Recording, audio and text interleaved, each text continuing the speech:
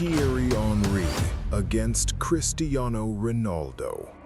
On one side, the Sun King of London, the face of an Arsenal that seemed divinely perfect and invincible. On the other, an 18-year-old with blonde highlights, a pair of boots full of tricks, and the weight of Manchester United's #7 shirt. The meeting at Old Trafford would not be just a game, but the first major collision between Henry's established sovereignty and the unbridled ambition of a boy who refused to bow his head to the champion. This is the story of when the apprentice looked the master in the eye and understood that in England, pure talent would only be his gateway to a world of pain and resistance. But before we dive into this war of titans, welcome to the 7th chapter of our documentary series on the life of Cristiano Ronaldo. In recent episodes, we followed the incredible journey of the boy from Madeira who left for Sporting to conquer Lisbon and become the most expensive teenager in English football history. We saw how Sir Alex Ferguson did not hesitate to shell out £12.24 million to ensure the phenomenon wore the Manchester red. In the last chapter, we witnessed his magical debut against Bolton, where he showed extraordinary agility. But as he would soon discover, football does not breathe on dribbles alone. Today, we will explore the reality check that happened in the 36 days following that debut.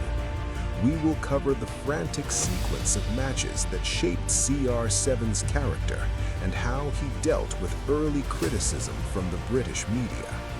If you want to follow the definitive documentary about the greatest of all time, leave your like, subscribe to the channel, and hit the bell so you do not miss any detail of this evolution. Just 4 days after stunning Old Trafford, fate held for Cristiano the most sacred moment for a player, wearing the Queen's jersey for the first time.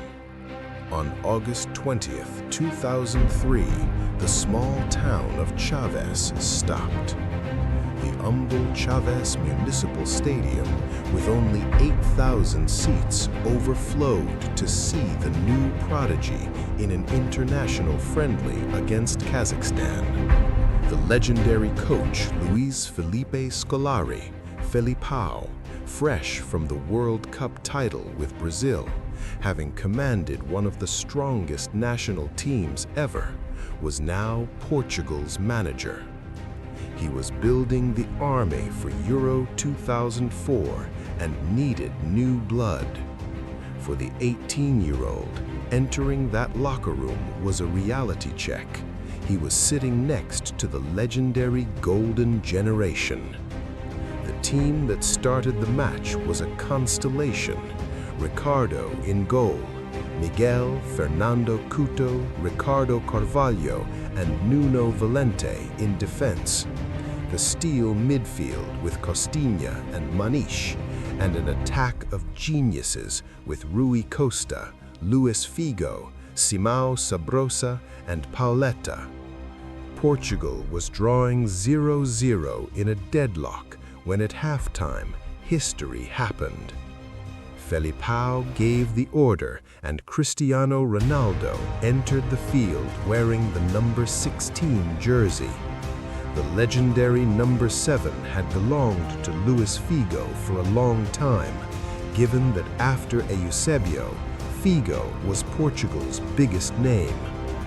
Cristiano replaced none other than the master Rui Costa. It was a visual passing of the torch, watched by only 8,000 privileged fans. The maestro's classic elegance giving way to the pupil's electric explosion. Ronaldo did not feel the weight of the jersey. In his first play, he received it on the wing, stepped over twice against 2 Kazakh defenders, and fired a cross shot that hit the side netting. He brought a verticality the game lacked, forcing the opposing defense into error. At 65 minutes, the pressure exerted by this new Portugal allowed Simão Sabrosa to score the winning goal. At the final whistle, Cristiano was not just the highlight of the match, he was the definitive seal that Luis Figo's succession already had an heir. He entered the field as a promise for Manchester and left Chavez as the new hope of an entire nation. With the ecstasy of his debut for Portugal still pulsing through his veins, Cristiano Ronaldo landed back in England to discover that Manchester's glory came at a high price. On August 31st, under a scorching sun at St. Mary's Stadium, Cristiano Ronaldo's euphoria would meet its first great abyss. Manchester United entered the pitch as absolute favorites, but found a Southampton side organized like a Roman legion. The Saints' goalkeeper, Antti Niemi, was having an inspired afternoon, working miracles against Paul Scholes and Ruud van Nistelrooy. The game was tense, physical, and scrappy. Fullbacks Jason Dodd and Danny Higginbotham did not give an inch of space, and every time the ball got close to the area, the Southern defense repelled it as if it were a matter of life or death. At the 75th minute, feeling the game slipping away, Sir Alex Ferguson made his move. Cristiano Ronaldo stripped off his tracksuit and replaced the Brazilian, Cleverson. The instruction was clear. Use the right wing to stretch the pitch and break the deadlock. Ronaldo entered trying what he knew best, the step-overs, but he met a veteran, Graham Lasso, who would not be fooled by tricks. Every one of Cristiano's dribbles was met with fierce physical contact. The crowd booed at every fall of the young number 7, and the referee ordered the play to continue. Cristiano seemed like a soloist trying to play classical music in the middle of a heavy rock festival. The nightmare materialized at the 88th minute after a corner kick delivered with surgical precision by Graham Lasso. Striker James Beattie, who was in the absolute prime of his physical form, rose higher than Rio Ferdinand and Michael Sylvester. The header was lightning fast, bulging Tim Howard's net. The stadium exploded in a deafening roar. Cristiano was standing near the halfway line. He had no direct defensive responsibility for the corner, but the image captured by the cameras was devastating. Hands on his hips, shoulders slumped, and a gaze lost on the grass. He watched in shock the final minutes of a desperate United trying for an equalizer that would not come. At the final whistle, Cristiano knew the funeral silence of the locker room after a defeat. The image of him walking alone towards the tunnel, ignored by the local crowd celebrating the underdog victory, was the portrait of a young prodigy who had just learned England's hardest lesson. In the theater of dreams, everything is possible, but on the dirt pitches of the South, sweat and brute force can nullify any magic. It was the end of his invincibility and the beginning of his maturity. Finally, we reached what is still remembered as one of the most electric matches in Premier League history. We arrive at the 6th round, and the scene is explosive. Arsenal enters the field as the isolated leader, boasting the invincibility of the Invincibles. Manchester United, in 3rd place, enters as the wounded champion, trying to prove that the throne of England still has an owner. What the world was about to witness was not a game, it was the Battle of Old Trafford. At the center of this arena stood the man tasked with keeping order among giants, Steve Bennett. A legendary official in England, Bennett was known for his strict style and a heavy hand with cards, but he carried a flaw that would prove fatal that afternoon: a chronic tendency to lose emotional control of matches when the temperature rose too high. He was the referee who often hesitated to punish early fouls, allowing aggression to fester until the game became a lawless gladiatorial arena. Bennett did not know it, but by stepping onto that pitch, he was walking into a powder keg with the fuse already lit. The clock marked only 4 minutes when the theater of dreams witnessed a moment that would echo for decades. Cristiano Ronaldo, with the audacity of a veteran, applied a dribble so disconcerting on Ashley Cole that the left back was left literally on the ground. The impact was so profound that Cole himself would admit in future interviews, every time he hears Cristiano's name, that play comes back to his mind. An 18-year-old boy had just humiliated one of the world. At 5 minutes, the camera focuses on Ronaldo's face. The expression is pure focus. But the atmosphere soon soured. At 7.5 minutes, a violent entry on Ronaldo was ignored by referee Steve Bennett, whose hesitation in punishing Arsenal early transformed the pitch into a lawless arena. The stadium began to boil. United players surrounded the officials, realizing the whistle seemed to choose a side to let go unpunished. At 11 minutes, the image of Sir Alex Ferguson on the bench said it all. His face was heavy with concern.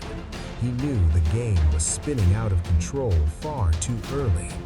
At 13 minutes, Gilberto Silva ran over Ronaldo. This time, the foul was undeniable. Giggs took it masterfully, and the ball exploded against the post. At 15 minutes, Arsenal manager Arsene Wenger was static, tense. He felt this wouldn't be a normal game. Cristiano, at 18 minutes, lost the ball, and the camera didn't leave his face. Fury was written all over it.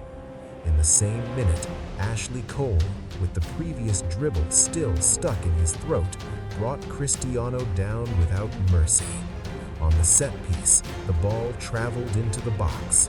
Van Nistelrooy, the man who demanded perfection from Ronaldo, was left unmarked and committed the unthinkable. He missed the header. Fate began to draw its script. At 20 minutes and 42 seconds, they brought Cristiano down again. Thierry Henry, losing his elegance, exploded at the referee, hinting that he was cheating to favor the young boy. At 21 minutes, United retaliated with 2 heavy fouls.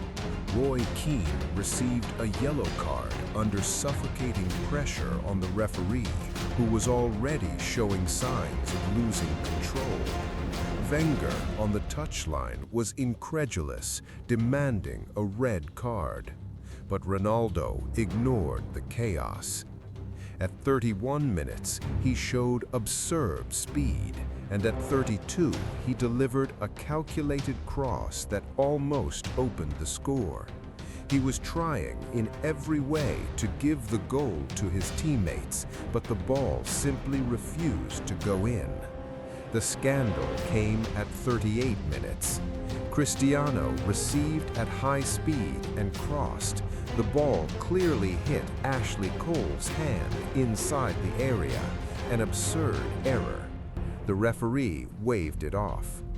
Arsenal played dirty, and the official folded under the pressure of any player who shouted loudest. The second half began with unprecedented savagery. With only 9 seconds, the brawling restarted. The players, realizing the referee's omission, turned the pitch into a vale-tudo arena. At 53 minutes, Toure ran over Van Nistelrooy. The pressure on the officials was a pressure cooker about to explode.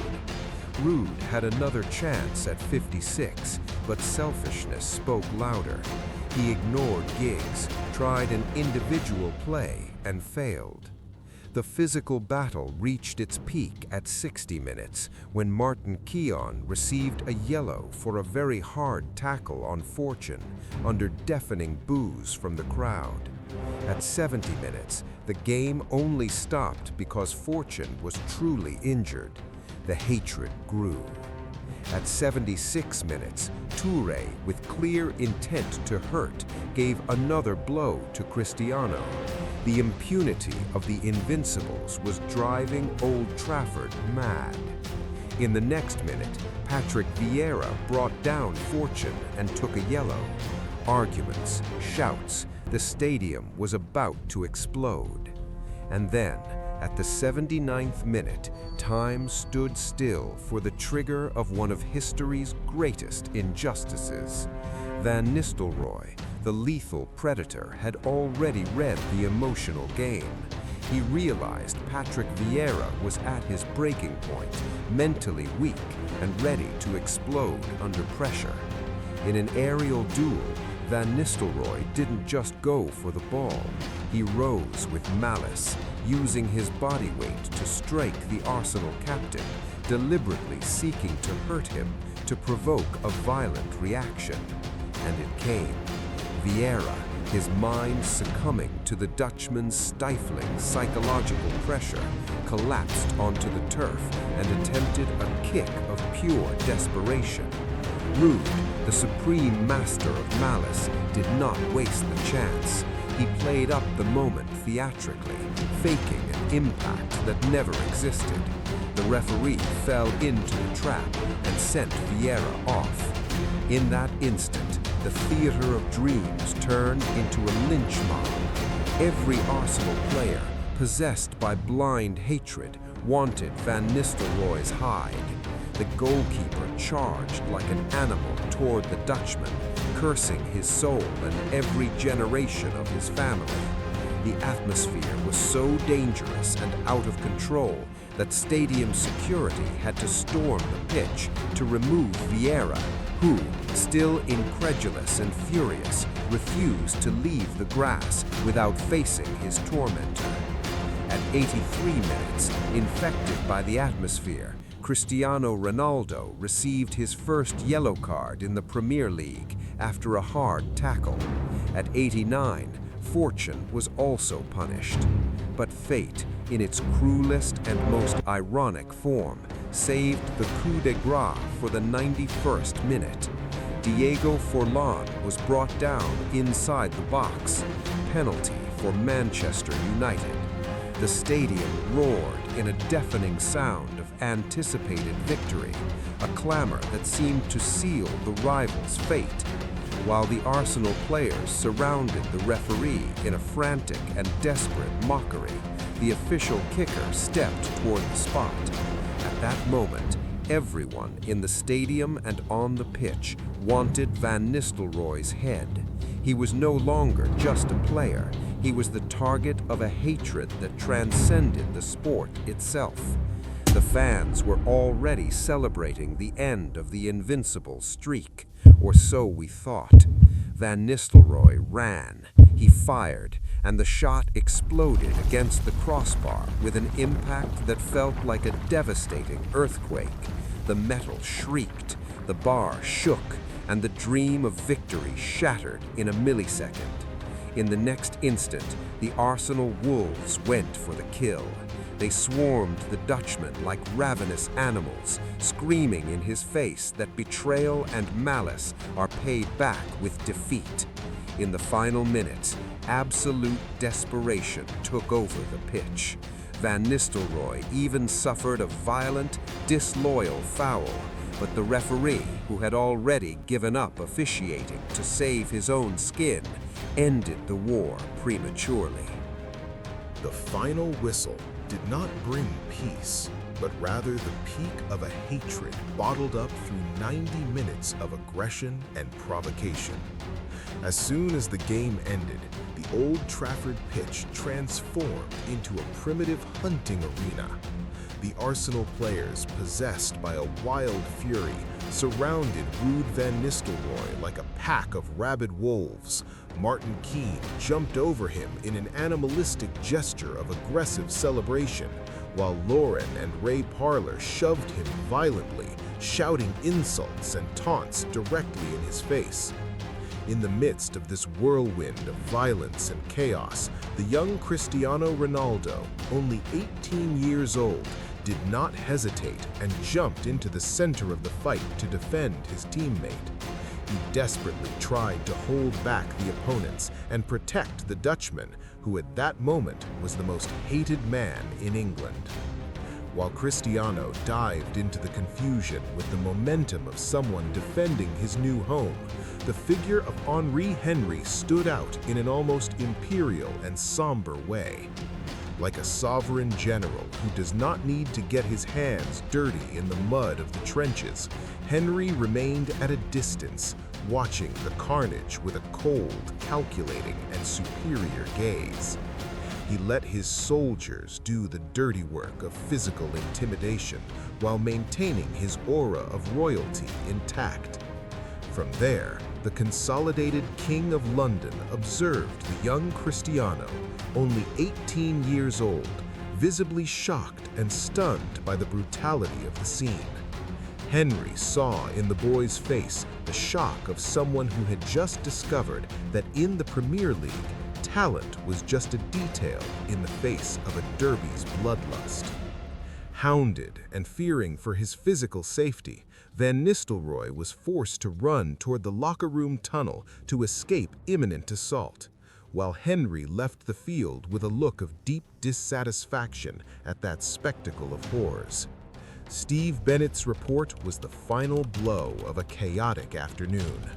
Based on his words, the FA acted with unprecedented rigor. Arsenal was hit with a record £175,000 fine, the largest in league history at the time. Combined with the individual penalties for Lauren, Keane, and Parlour, the total hit exceeded £275,000, along with heavy suspensions that crippled the Invincibles' defence.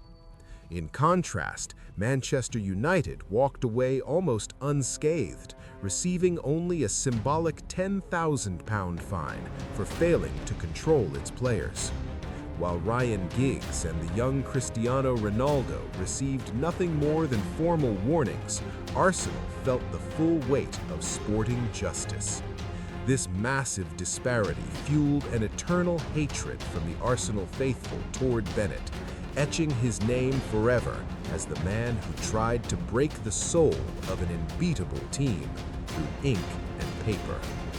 The Battle of Old Trafford ended there, amidst bleeding shins, mud-stained uniforms, and an atmosphere of pure hostility.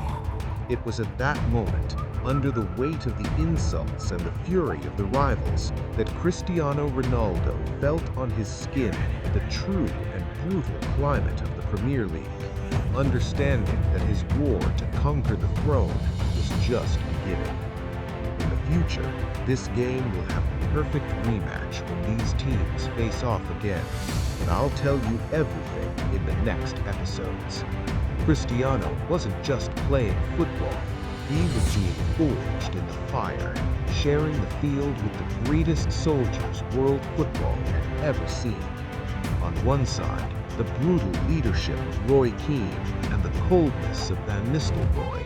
On the other, the sovereign elegance of Henry and the fury of Patrick Vieira. Every hard tackle, every boo from the crowd, and every criticism from the press were the hammer blows that would transform raw iron into a stainless steel sword, and the relentless competitor began to emerge from the ashes of that afternoon of chaos. This was just the beginning of the climb. If you want to continue following every step of this epic journey and discover how this young man became the greatest winner in the history of this sport, subscribe to the channel, leave your like, hit the bell so you don't miss any notifications. Your strength in the comments is what keeps this documentary alive. In the next episode, we will see the intense battles that are still to come. We will dive into the challenges that tested Cristiano's physical and mental limits until he finally claimed what was his by right, the throne of the king